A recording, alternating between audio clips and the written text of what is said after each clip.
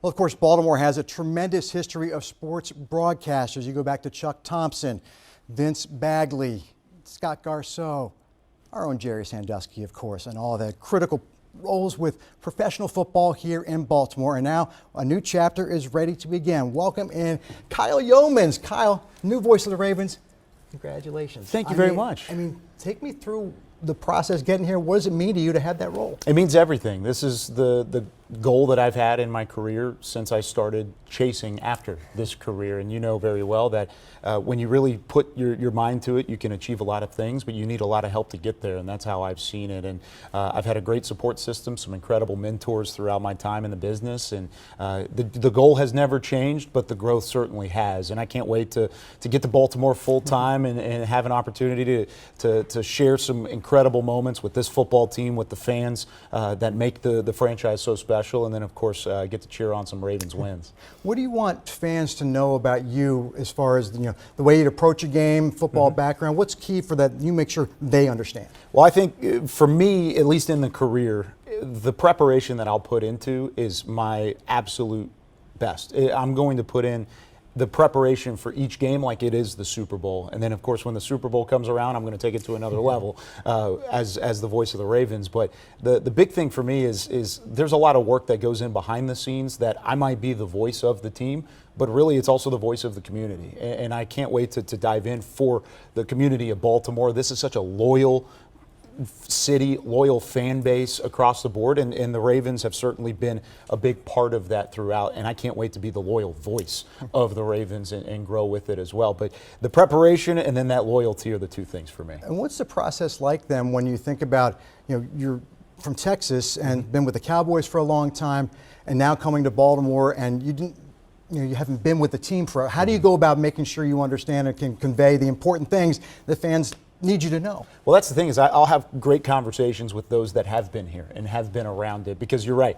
I didn't have the fortune of growing up in Maryland or in Baltimore. I grew up in Texas, and then my first job in the NFL wasn't my first job overall, but first job in the NFL was with the Dallas Cowboys. Had 8 incredible seasons there. I learned a ton, grew in my confidence, grew in my ability and skill set, and now the content that I put into the Cowboys now gets to transfer over to the Ravens, and I'm going to put in every ounce, if not more, into covering the Baltimore Ravens as I did covering the Dallas Cowboys, and I can't wait to do that. But the big thing, too, is just because there is such a rich history here, going back from the Baltimore Colts, then, of course, the period of time off where this community, exactly, this community was yearning for football, yearning for the NFL to the point where they were bringing in different teams and back and forth. That was such a hard time to win. Of course, in 1996, it was official and the Ravens were back on the field.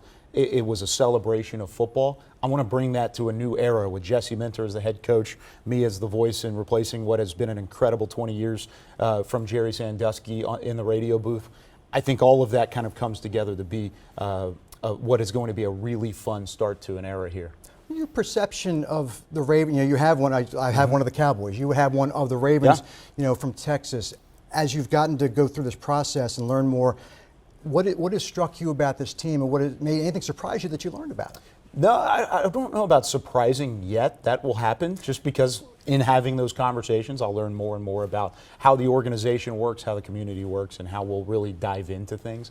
But the big thing for me is this is one of, if not the most well-respected franchise in the NFL from an outsider's perspective. Even on our Dallas Cowboys content, there were times where we would look around and say, they just added a great player or they just hired a great coach. Of course it's the Baltimore Ravens, because they have that reputation that they know what they're doing. They're building a winner here in Baltimore. They've had the great success at quarterback as well with Joe Flacco. Then you move on to Lamar Jackson and what he's done over the last few years. All of that to say there's so much respect from an outsider's perspective, and now to get to see it firsthand, it has just lived up and surpassed the expectations. What I find remarkable, too, is that you're even awake. You have triplets that are 2 years old. I mean, what an amazing journey that is. So I think it's an important part of you. Yeah. That's going to be relevant. I mean, to have that life-changing event, I guess that makes this a piece of cake moving here. Oh, yeah, a piece of cake, at least in the transition. It's going to be interesting moving with the 3 toddlers, but they are, like you said, it's the best part of me. and my wife is my better half, and my wife Lorena is here, and she's getting to enjoy this journey. We've known each other since college, so she's known my goals and my aspirations to be in this chair and to take it very seriously when I get here. But she also knows the work put behind the scenes more than anybody. I wouldn't be able to live out my dream if it wasn't for her. And then we were blessed with Leo, Michael, and Noel, our triplets, back in February of 2024. They are the cutest things ever. They are just unbelievable in their personalities already. I can't wait to see them grow in Baltimore, and they're going to really love it here. Once they figure out what is happening and that figure out what here is, and this is home and not a vacation, then it'll really be special, and I can't wait to get it. And I hope we get some content with them too, because the Tyler's are amazing. But it's not just going to be a radio role for you. You'll also be on BaltimoreRavens.com. You'll be here on WBAL-TV 11 as well. Tell us about that a little bit. Yeah, so I come from a TV background. When I was a student at the University of North Texas, it was converged broadcast media. It wasn't just radio, it wasn't just television. So I was able to build a skill set that I really enjoyed doing. I really enjoyed being on TV. I love the creativity that it takes to be the voice of a team or to be on the radio. So building those simultaneously has been a ton of fun. So I can't wait to bring that type of television content for the Ravens into Baltimore, and then get to work with some incredible professionals like yourself and those around you. But the TV element, midweek, Monday through Saturday, I'm going to put just as much into that as I am on Sunday calling the games. Now, obviously, then in a game you have the big moments. You have, whether it's a key first down, a touchdown, or a moment that seals the victory. Jerry had Hayes in the barn. Oh, now, I wouldn't ask you if you had one specifically or what it was, but do you have something in your mind thinking like, this is what I want to do? Yeah, I think the big thing for me is, one, the amount of respect I have for Gerry Sandusky is incredible. You and I were talking off air earlier. I even went over and touched his chair just to make sure to get a little good luck. I mean, he was not only a voice in the building and as a part of the Ravens, but he was a staple of Baltimore sports fandom. And I want to have an ode to that at some point in my call. It's going to come naturally. It's not going to be a forced thing or a scripted thing. So I don't have it on me yet.